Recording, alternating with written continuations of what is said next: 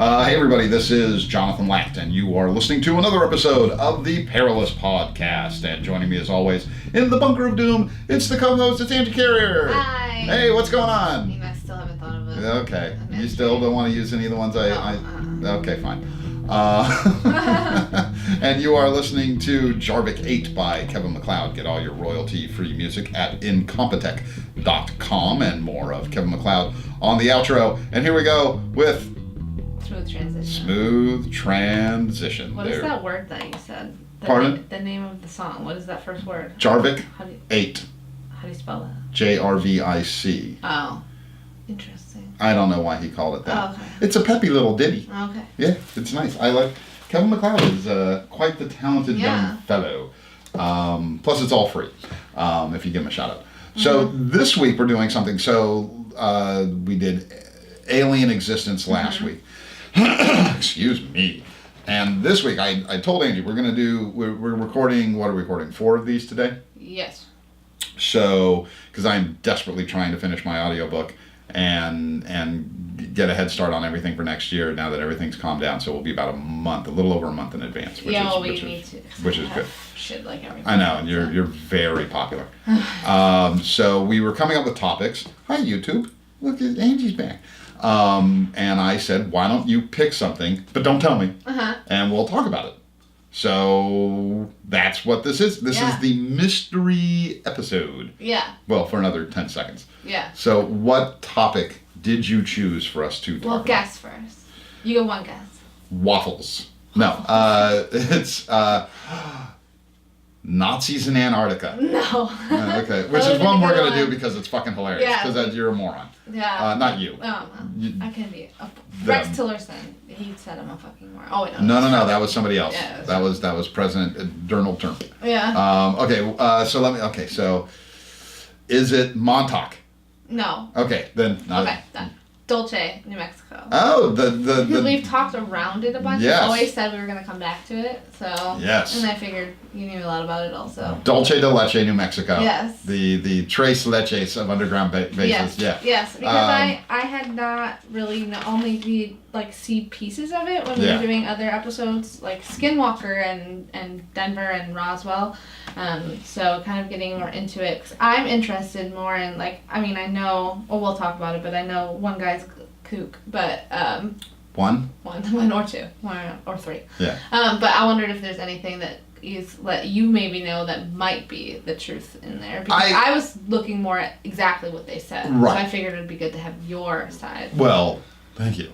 Well, let's just, if you haven't heard of Dulce or Dulce, I'm not quite sure how you pronounce it. I like Dulce. I like it too. It makes me think about cake. Yeah, I don't like cake, but I like the way that word sounds. So Dulce or Dulce, New Mexico is supposedly this massive underground base / research facility / alien hotel / evil alien hotel human experimentation thing where tons of dastardly things go on between the deep state, the fake news, and the real aliens all take place. I'm sorry, I'm really trying not... Anyway. And the rumors have been around for quite some time. Yes.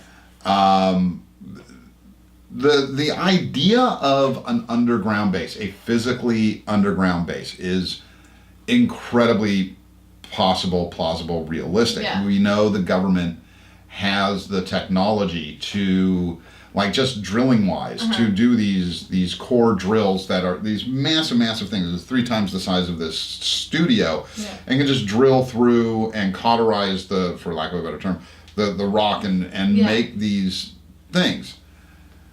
Having said that, what is the possibility? I will hold my thoughts on that until a little bit later. I will say this: when people say there are no underground bases, I actually believe there are. Yeah, for aliens or in general. Okay. In general, because NORAD in Cheyenne Mountain is technically an underground base. They track Santa. So. Yeah, so they know what they're doing. Yeah. Plus, that's where the Stargate program is. Yeah. So with SG-1, I'll be there. Which I'm rewatching, by the way. Yeah. It's a really fun show. I forgot I just always get so sad about Jonathan Brandis. Jonathan Brandis. Which one's that? I don't remember what his character is. But, oh wait, no, was he in that one? Or was he in there's a sea-based one? He's like a little kid. He was on Sidekicks with Chuck Norris, and then he he killed himself. Yeah, I think that was Sequest. Sequest, there you go. Always got those two S's. Yeah, Jonathan Brandon. What happened to him? He committed suicide. He was like a child actor, and then you know how that ends. Wow. Yeah, got dark. Wait, I thought we were going to have a lighthearted discussion about butt rubs, and you just really I mean, that's always lighthearted. Well, okay, so going back to so there is the possibility of underground bases, and we do know that, like, and I think I brought this up before, and I of course can't remember the name because that would be being prepared. So there's a hotel in Virginia that for years and years, decades and decades and decades, was a secondary fallback position for the government in case of a nuclear war. This was during the Cold War. And hotel guests would walk by and not even know the entrance was there. And this is public information now. I think you probably know what I'm talking about. I think we talked about it. But they open these thick double doors, and then it leads to another double door, and you go down this ramp, and then inside it's like literally continuity of government, you know. Yeah. And I think we talked about this on the Denver International Airport episode, which I believe there is something underground at DIA, and it is most likely a government continuity base. Now, Dulce is a little different. Yeah. Now, why don't you fill everybody in? I mean, somebody listening who's never heard of it, they gotta explain it a little. So I guess it kind of started in the 1970s. A police officer named Gabe Valdez. He documented unexplained cattle mutilations in the area, and he said that he said predators don't leave behind. He said radar chaff, which I didn't know what the word chaff meant, so I had to look it up. But debris essentially. Yeah. Glow sticks and gas masks, and he saw like something about B12. Like I don't know. He was talking about B12, and then he said that he found a fetus.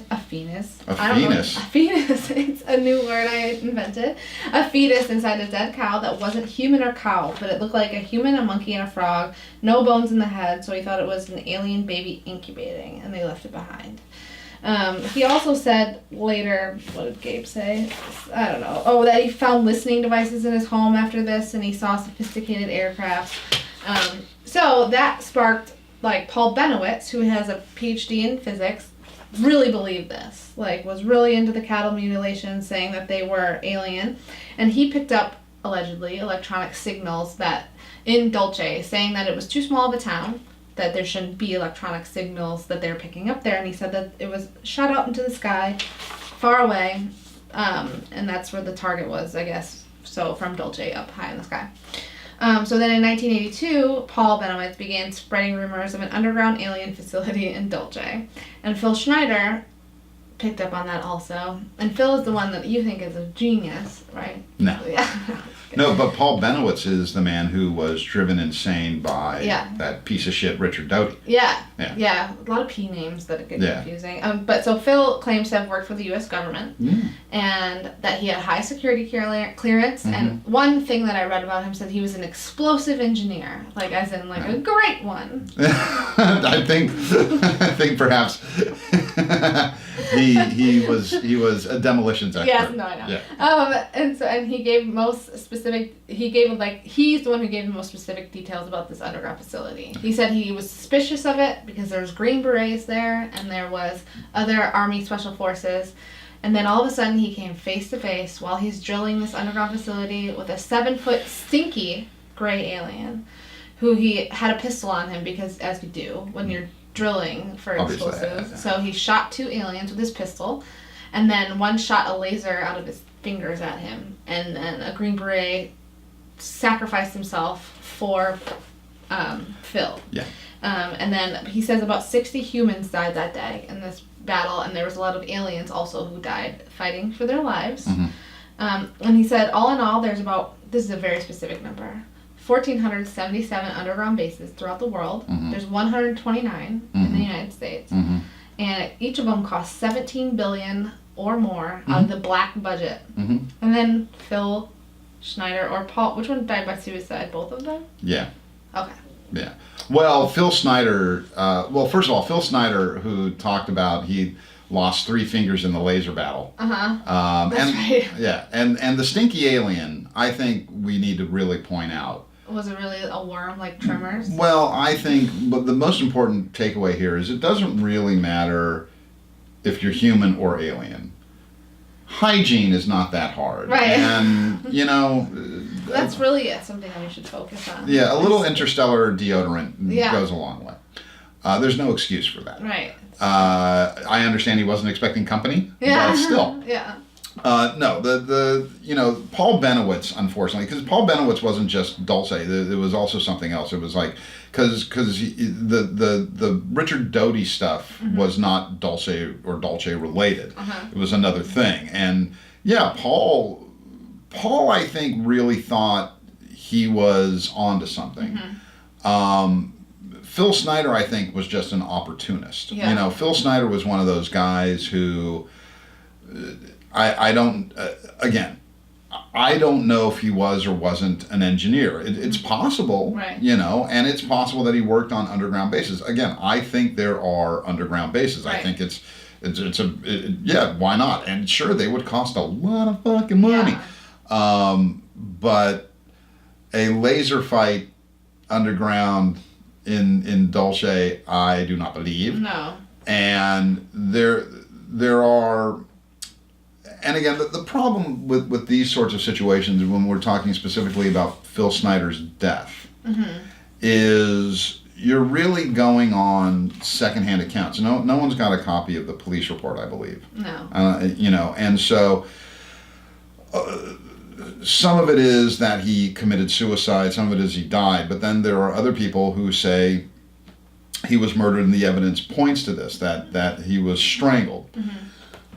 And that's possible, but to go from murder to murdered by the government because he was talking about these things, here's, and again, I could be assuming wrong. You know what they say when you assume.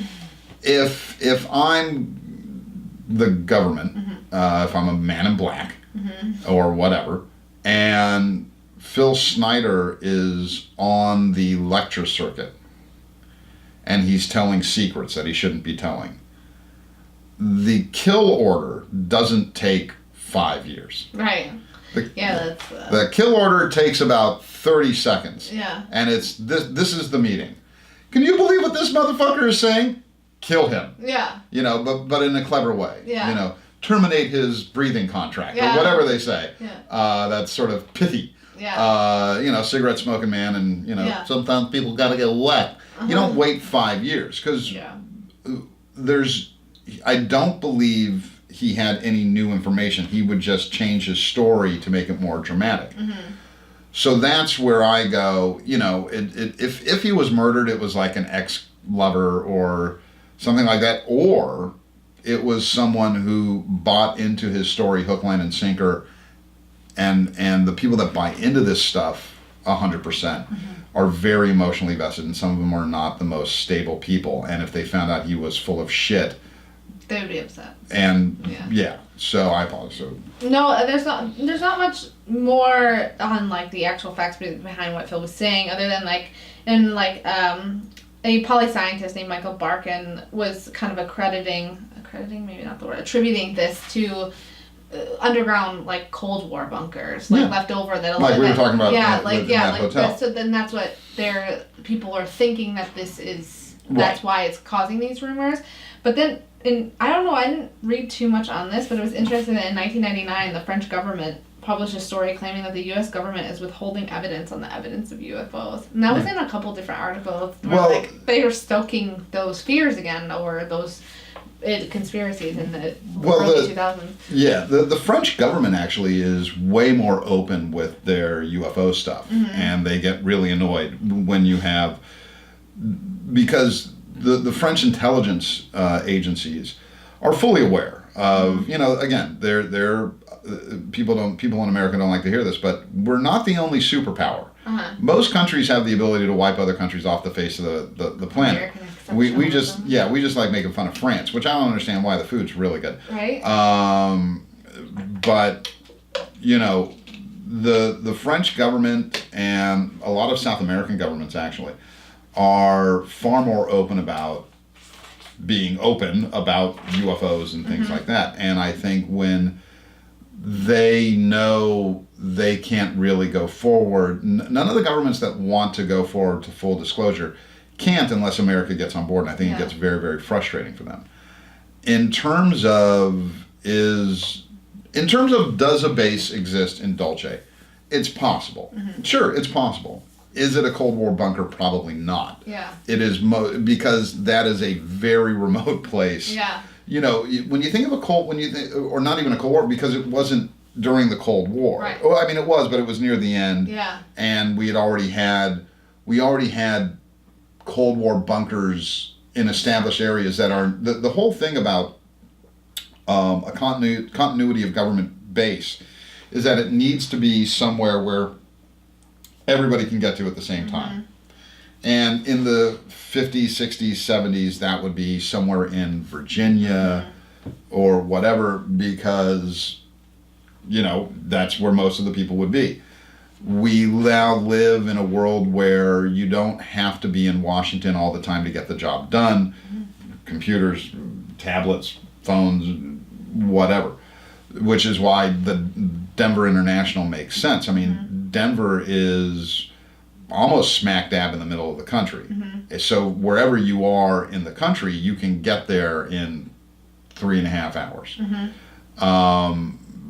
Probably sooner.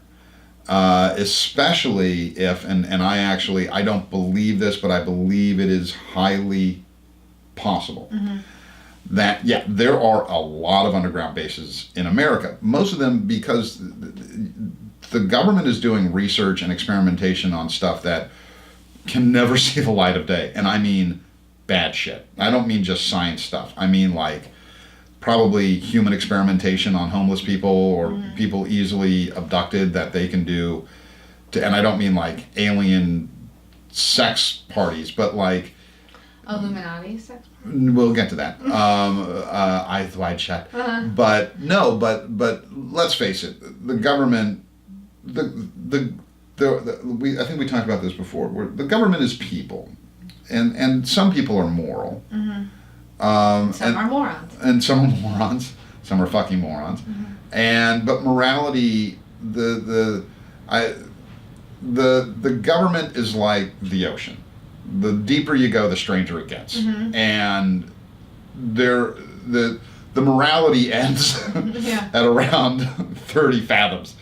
And then you have the real black budget, deep state people that really don't care. They just want results. And so you can have these facilities where they're testing biological agents, they're testing emerging technologies, and the only way to really do it is on humans. And they don't care if they abduct people and, you know, and again, it wouldn't be you or me, it would be people that wouldn't be missed. It would be, you know, missed for the most part, you know what I mean? Yeah. And so I do think it is highly possible. You know, we have a lot of people that go missing every year. A lot. I read a lot of true crime. It's crazy how many people who are never found. Well, but also think about this. You're actually reading about the people that people care about. Yeah. So if there's that many people that people care about, think about the unwashed and the unwanted and the fringe who you know, if they disappeared, they wouldn't be on a milk carton, or, you know, Dateline's not doing a story on them, and they're just easily disappeared. Well, that's great. You know, you can experiment on them all day long and no one's going to notice. So if you have all these bases underground, which I believe there is another myth that all of these bases are connected to each other with maglev train technology. Yeah. And that the Dulce one was connected to one in Taos. Well, is it Taos? Because it's too like the Taos hum, which is something we should do a thing on. I think that's what it said in the one article I was reading. Oh yeah. But that was John Lear claims though. Yeah, John Lear's an idiot. Yeah. Well, I shouldn't say that. John Lear's a fucking maniac. Yeah. John Lear, I think we talked about this in one. Yeah. Please stop believing everything that comes out of John Lear's fucking mouth. He's a goddamn pilot. He's not a scientist. He never worked deep project. He is the real quick recap, the son of the inventor of the Learjet. Possibly. All we have is his word, John Lear's word, that he flew for the CIA.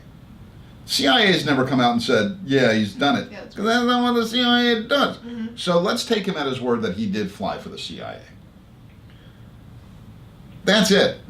That's his credential. That's it. He was a pilot flying ops for the CIA. He's a trained observer. He's a very accomplished pilot. That doesn't make you a fucking expert on the clandestine world.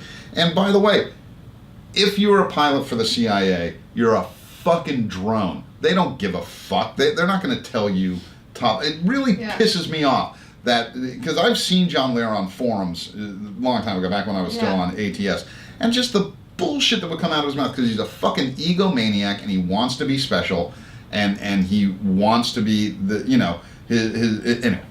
Sorry. I mean, it's true. He's on. There's some video of him on about Dulce. Oh, they drag his fucking maniac ass out for every goddamn conspiracy thing, and he will tell you he has proof of bases on the moon and bases underground and bases up his butt that he flies there for the CIA. He is not an insider. Here's how you know who the insiders are. The people that really know about this stuff. They don't talk. They don't talk. Well, of course not. You know, there was this new documentary on Netflix recently called Disavowed or Unavowed or Undiscovered or something. There's a Stephen Greer, who's a podiatrist. No, he's a doctor or something like that. And he's a big UFO guy. And I 100% believe his sincerity. I believe he really wants to know the truth. But in this documentary, which is a recent documentary, it's like 2017, 2016, he's interviewing Richard C. Doty as like this guy. How are you trusting this guy? You know what I mean? So you know, the real insiders, I don't think ever talk. And if they do, they die very soon after. They are not allowed to go on the lecture circuit and lecture for 4 years before they wind up dead in a motel room with a catheter wrapped around their neck. So, you know, could Dulce real quick. So we do actually have the technology to build an underground rail network of maglev trains. I've seen the drilling machines. It's totally possible. So I will give them that. And again, and this has been proven time and again that the technology the government has at their disposal is at least 40 years ahead of what we see. So that's totally possible, and if it is, you can go from LA to Denver in a blink of an eye. That would be great. You know, well, it's like it is literally what Elon Musk is trying to do with the Hyperloop. Elon Musk, again, either going to save the world or he's Lex Luthor. We don't know yet. And so this would all be connected. So DIA, all these other things. Now, is Dulce, does it exist? Maybe. Maybe. I was trying to read like other stuff just in general about the town and like the SF, so Santa Fe, not like SF San Francisco. Santa Fe like newspaper did a really in-depth like article about kind of like the people of Dulce and like how much they believe, and it seems like it's a town of 3,000. They're all pretty much believers. They all have stories about, like one lady said, I've never seen anything, but I can't wait. Like, or like, I hope to, kind of thing. Like, they all kind of believe that there's something going on. A lot of them also believe in Bigfoot. Like, that's a big thing there. So it's kind of, it could be something skinwalkery where there's some weird electromagnetic thing happening. Maybe there's not a base, but there's like shit coming out of that mountain over there that they can't explain. Well, but if you think about it, I mean, and there's also a very large Native American population that talks about, you know, the mysteries for centuries, and I believe Dulce is partially on native land. It is. It's on. I wrote down which is like the Jicarilla. I don't know how to say it. Oh, Jicarilla. Jicarilla Apache Reservation.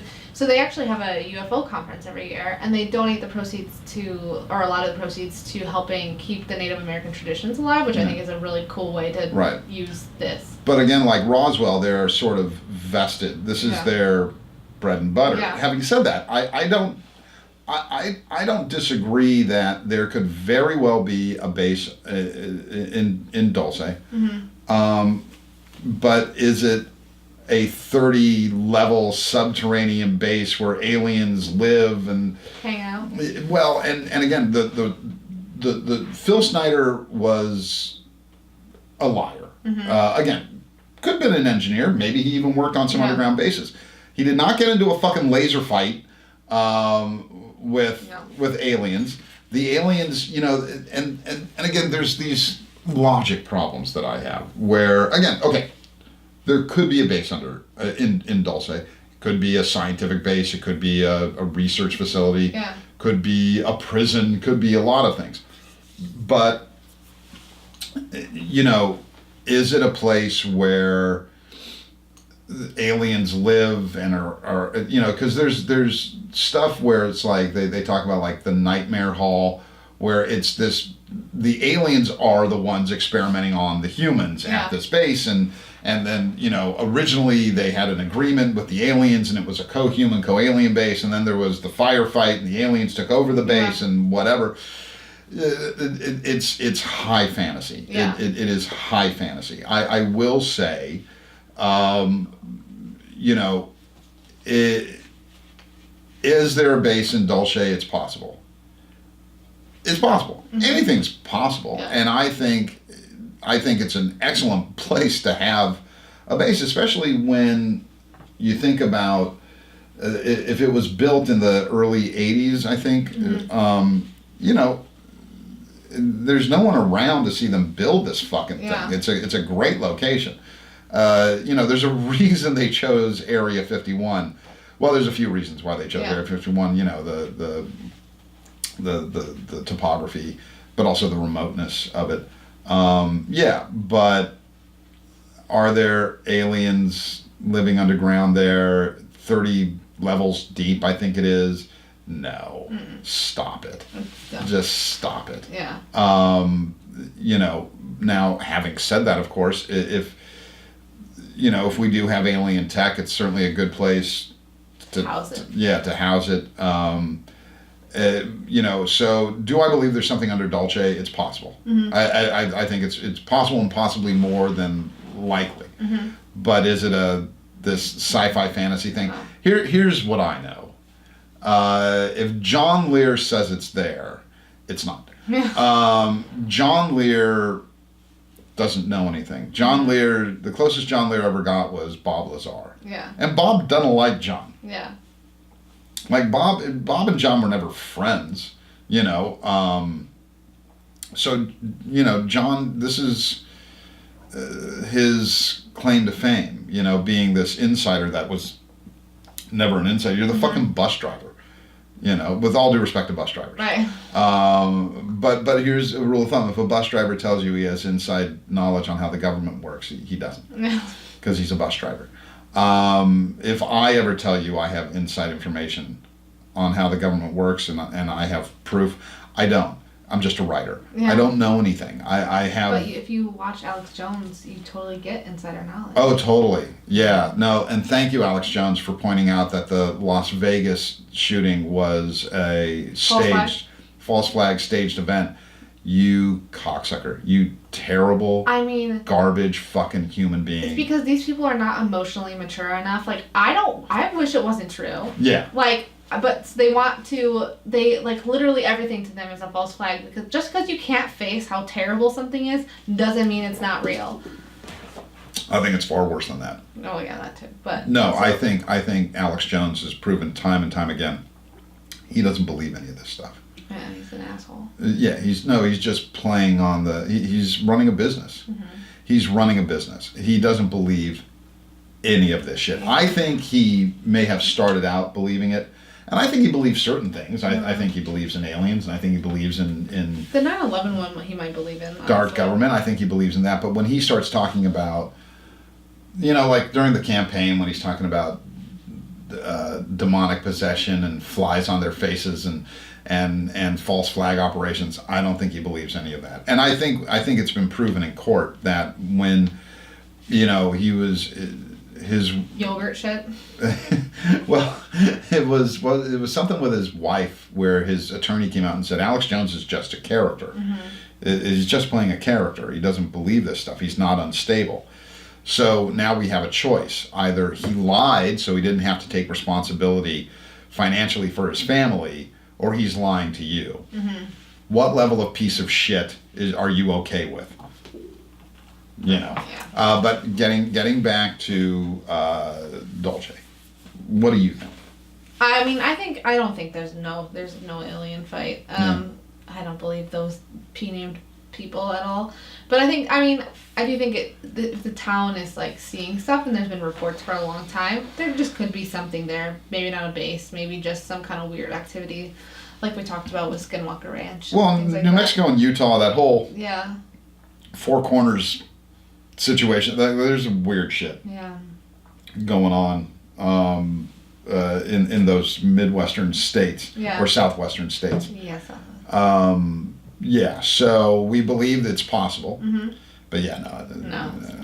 And hey, look, man, if there is, that's really exciting. Yeah. I just don't think there is. It's not the worst one in the world. No, but and again, for me, there's a difference between Phil Schneider and Paul Benowitz. Mm-hmm. The Phil Snyders and John Lears of the world are opportunists. Yeah. They're looking for attention and they're looking to line their pockets. Again, I've said it before, I'll say it again. No one's getting rich on the UFO circuit, but, you can make decent money. And I think that's what Phil Schneider saw. I think he wanted attention. I think he wanted a little cash. I think John Lear, it's not so much about the money, although I think it is, because he's on, he speaks all the time. I think it's about ego and wanting to be important. Paul Benowitz was different. Paul Benowitz was really looking for something and really thought he found something, and then unfortunately was driven mad by a sack of shit named Richard Doty, who is still a sack of shit no matter what documentary he appears on. So we are at, hang on, you take over for a second. Excuse me. Sorry, the aliens made me do it. No.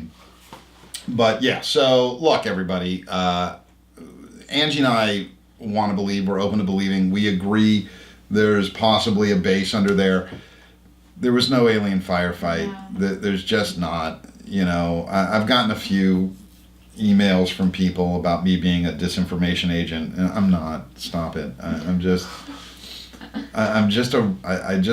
love this stuff, but again, we have to be critical. We have to be critical. We have to be open-minded, but we have to be critical. We can't just believe everything. It's one of those things. It just drives me insane. Where if you don't believe everything, you're a shill for the government. It's just, what are the chances that just ask yourself, what are the chances that Philip Schneider built this base, got into a firefight with aliens, lost 3 fingers in a laser battle, then started talking about it and was allowed to talk about it for years before the government decided to kill him? What's the chance? 0. Yeah. The minute and again, back then we didn't have the Internet of Things, or it was just starting to come out. So maybe it would have taken the government 6 months to hear that this asshole's going around talking to people. But the minute they did, they would have just put 2 in his head. Yeah. Or whatever. And so, but, prove me wrong, everybody. Oh, by the way, I have seen people post proof of the pictures and they're not. One of them was from a computer game. Literally, it was like Half-Life or something like that. Yeah. It's like, stop it, man. You're killing me, people. You're killing me, Smalls. So anyway, But listen, we're just a little over a half hour. You and I agree that everybody's an asshole. Yeah. But no, look, everybody. I believe there are underground bases. I believe it's smart. I believe it's highly possible they're all connected by an underground maglev network. That just makes sense. We have the technology to do that. But no, we do not have a base that goes 30 levels deep that's run by aliens where... Or firefighting. Yeah. No. So listen, you've been listening to another episode of the Perilous Podcast. I have been your co-host, Jonathan Latt, with my co-host, Angie Carrier. Thanks for coming by, Ange. We will be back next week with more shenanigans. And this, again, is Jarvik 8 by Kevin MacLeod. Get all your royalty-free music at Incompetech.com. Go to my website, jonathanlatt.com. It's everything you don't care about in one convenient location. Much like the rest of the internet, there's nothing useful there. But go ahead, go. And buy my book, The Geek. I got no reason for that other than just trying to move some product here, people. Yeah. Go to Angie's website. Follow her on Twitter. Why not? Yeah. Don't cost nothing, man. No, it doesn't. All right, well, I'll see you next week. Yeah, see you later. All right, bye everybody. Bye.